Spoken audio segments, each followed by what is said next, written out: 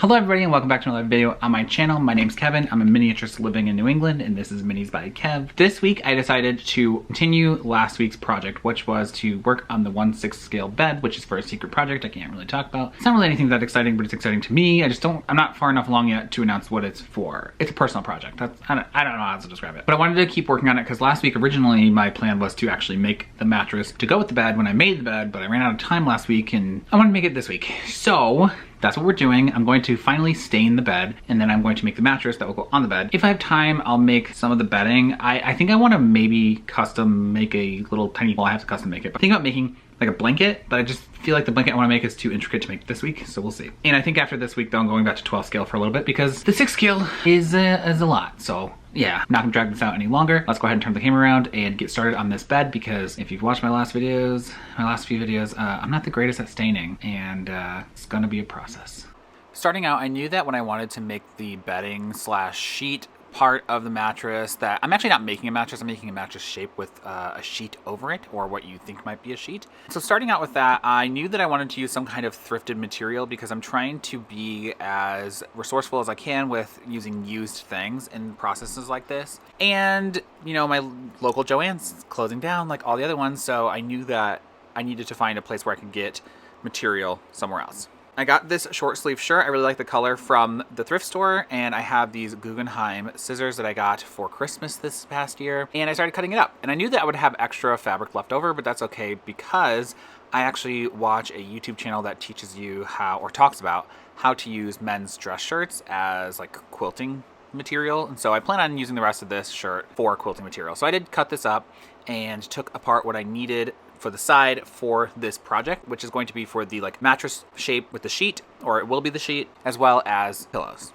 I do want to make a blanket. I don't really know what I want it to look like yet. I don't really know what color to go with yet. I'm thinking maybe like a green color, but I don't have any green fabric, so I'm gonna have to go back to the thrift store and just take my time trying to find what I need. I also am on a mission to try and keep as many textiles out of landfills as I can, so I'm trying to buy used when I can. Here I am just testing out what size piece I would need for the mattress. I do end up using the piece that has the pocket because that's harder to quilt with, obviously, because it has a pocket. And I just kind of hide it in the end. It's towards the headboard, so you won't actually ever see it in the project. Then I grabbed the Grape Nut Flakes box so I could use it as chipboard to make a template for the mattress. What I'm doing for the mattress is I needed to build up bulk to make it the right thickness for 1/6 scale. However, I didn't know what size to cut that, and I wanted to make sure it was like perfect, quote unquote. It's never gonna be perfect, you know, but as close as perfect as I can get. I am here cutting up the chipboard, aka Grape Nut Flake box, to make a template so I know what size to cut out everything. So it all matches. Which it doesn't match in the end. It's not perfect, but it is close enough. I tested it to make sure that it actually fit correctly, and it did. I had to use a little bit of the fold at the top because it wasn't long enough, but it's fine because this is just the template. I'm not actually using it for anything. But then I decided it was time to start the staining process. We're trying to stain this now. I have this. We're gonna go ahead. I did not realize these were gonna get rock hard, so I brought some extra brushes and stuff. I'm gonna try not to get into my arm hair, because if you watched last week's, I got in my arm hair. Very painful. Let's see if I can do this well. Wish me luck. Unfortunately, my camera battery died, so I had to record this on my phone, and I apologize. It's very bad angle, and I thought I was doing better than this, and I apologize. I'm trying to get better, and YouTube is really a process about learning as you go, and so I know that my videos aren't like perfect right now, but I'm hoping that they'll get better as time goes on. Anyway, I'm starting off here with the first coat of stain on this bed. It takes 6 hours between each coat to dry, so I wanted to get the first one down so that way I could leave it overnight. I wanted to leave it overnight to dry so that way I could do the next one the next day. The original plan was actually to use old Amazon boxes or like things like that, like things I bought to stack up to make the thickness of the mattress. However, I didn't have enough and I had like hardly any actually. I think it's because I actually use a lot of that stuff for other things. Like I try to reuse those boxes as much as possible. So instead I had to go to the Dollar Tree and get some poster board. Unfortunately, they only had this black poster board, which is like fine for this project, but it's gonna be harder to use, I think, in some future projects. I prefer the white one. It's just easier to cover up. The little thing on the left side of the screen is actually the strap that helps me hold my camera, and that's so I don't like drop it. But when it's on the tripod, I don't really need it. But I don't want to take it off because I'll lose it. So I'm a little annoyed that I didn't notice it earlier, so I apologize that is in there as well. Here I'm cutting out rectangles that are the size of the template I made for the mattress, so that way they would fit on the bed frame once it was done drying. I measured it out and just cut it out. I think I needed to use like 5 layers of this because I needed it to be about an inch thick when I was done. I checked here to make sure it was the right thickness and it wasn't, so I added 1 more, and then I checked it again and we were good to go on that.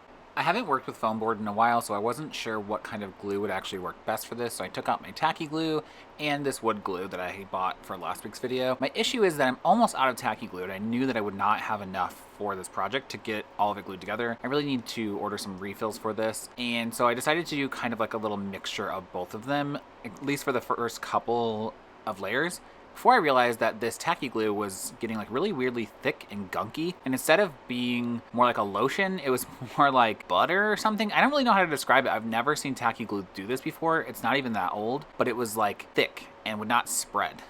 I ended up kind of using it like a glue stick because waste not, want not, and then I used this wood glue to kind of just do a couple of stripes to hold it all together in the end because I wasn't sure if it would work at all. I should have used like hot glue or something, I don't know, because ultimately this doesn't really matter what's gluing it together as long as it's glued together. After the first layer, I used more gross thick tacky glue, and then more wood glue, and then more gross tacky glue, and then more wood glue, more tacky glue, and wood glue until I had all of them glued together. Here I just wanted to show you what the tacky glue was actually like. Do you see how this is like a paste almost? Like it was almost dried, but it wasn't. I don't know. I don't know what was going on with this.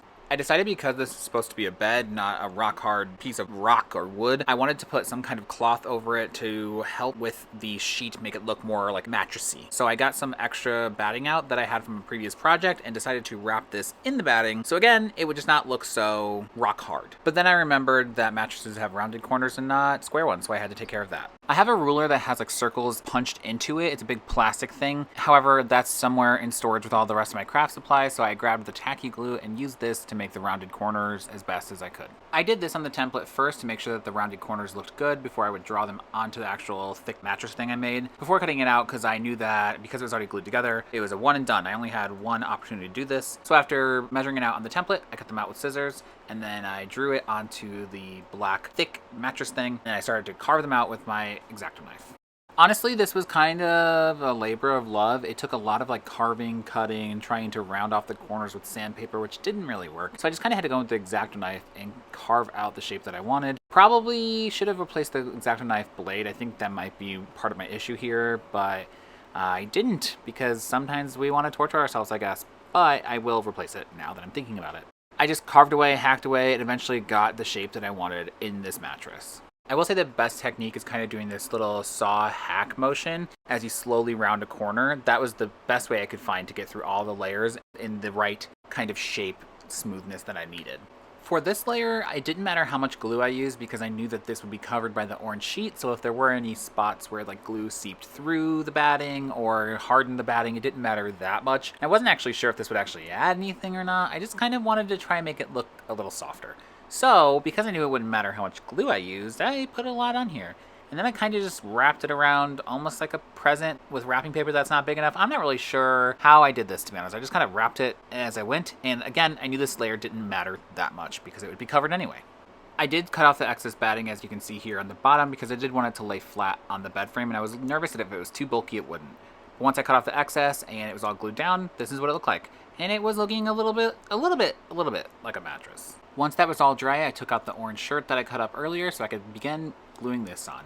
This layer I had to be more careful because if I put too much glue on, it would seep through and you would see the stain on the outside of the orange sheet.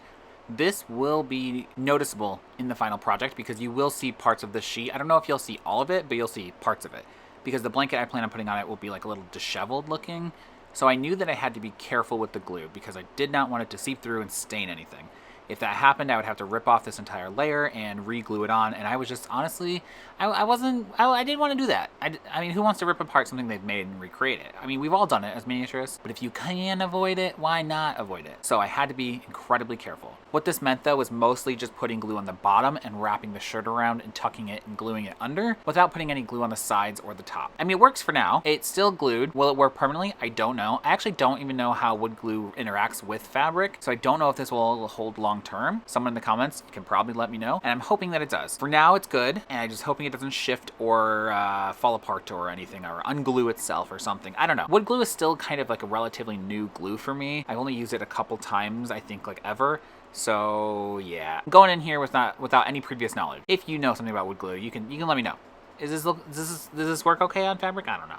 Okay, we're back with this. Last time my battery died, and so I couldn't show you the whole thing, but this is what we got done.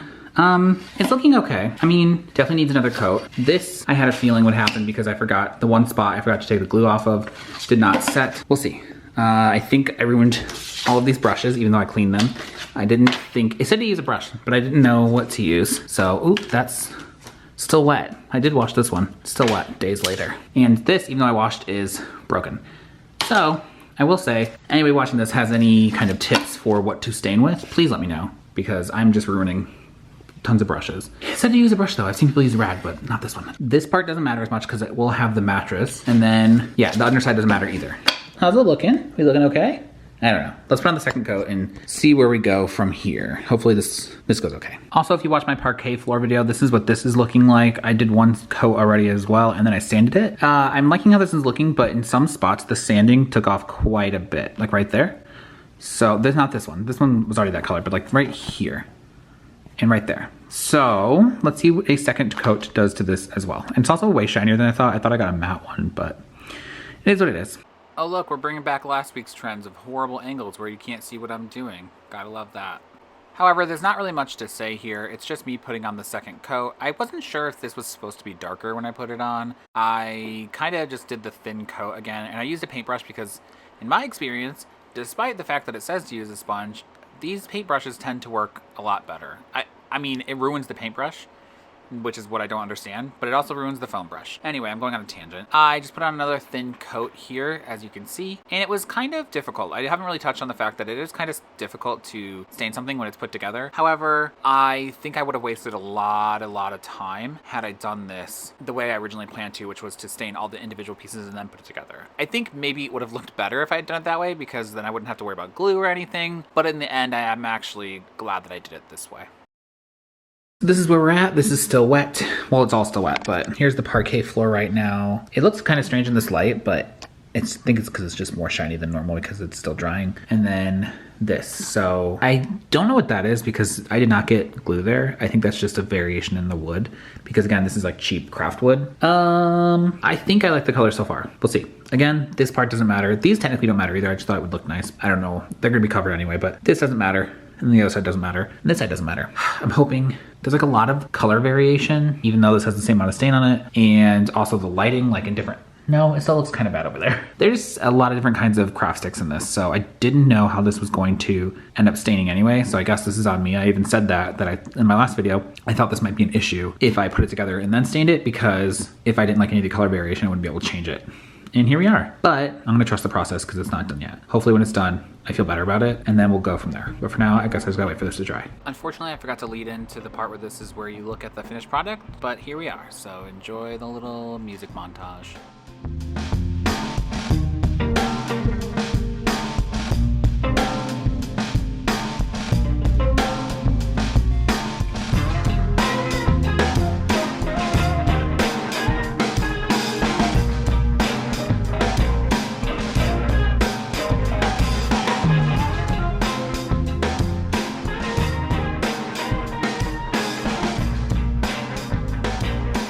All right, it's incredibly humid and hot where I am, so you have to excuse, first, how I look, and second, the fan in the background. I cannot turn it off. I will probably die in here if I do. This is where we're at with the flooring, and I think I'm done. I did the 2 layers of, no, there's a hair in there. Oh, is that a brush? I don't know what that is. Anyway, does not matter. I say as I pick at it. You won't see it. Anyway, 2 layers of stain on this, and I'm quite happy with how it turned out. The variation in wood is so interesting because if you just turn it, nope, I'm wrong. I thought that these would change like darker and lighter. Oh, they do. See, look.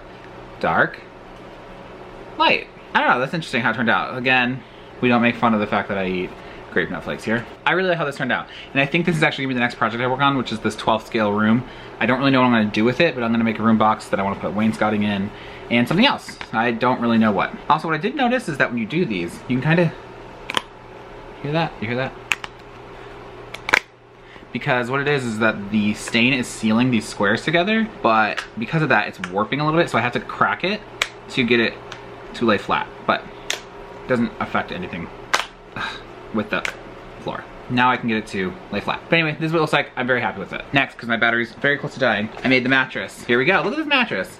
It's a mattress, yeah. So what I realized is that this warped a little bit, okay? It's warped a little bit. And so to get this to fit in, I have to put it in and then kind of like bend this a little bit, but it does fit, okay? It has to be worked in there. But overall, I am quite happy with this. I think that there's like a little bit of staining here that didn't get attached because of the glue, but overall, I'm fine with that. I can cover that very easily.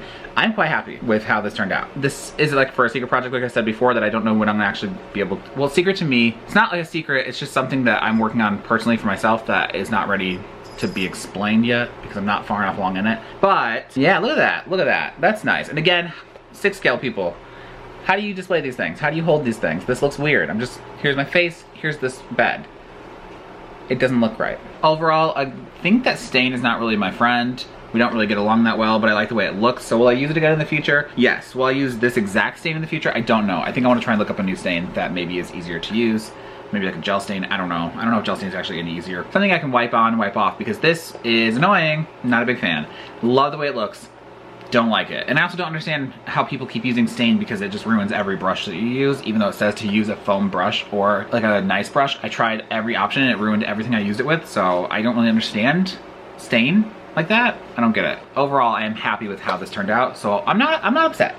I'm not upset. I just hit myself in the face. See, how do you do this, 6 scale people? How do you do this? Overall though, I do wish I had gotten more done this week. I wanted to make pillows and maybe a blanket, but I think the blanket it's gonna take a little bit longer, so I probably wouldn't be able to do that in this video anyway. And this video's already gonna go up late because I had a busy week at work again. I'm happy though, I'm happy. If you've ever made something in 6 scale or you ever used stain, let me know. How did it go for you? Because it was not fun for me. I mean, I'm glad I did it. I'm like how it turned out, but I need to step away from the 6 scale and go back to my tried and true 12 scale for a little bit. That's it for this week. If you like me or you like miniatures, make sure you hit that subscribe button below, and I will see you in my next video. Goodbye!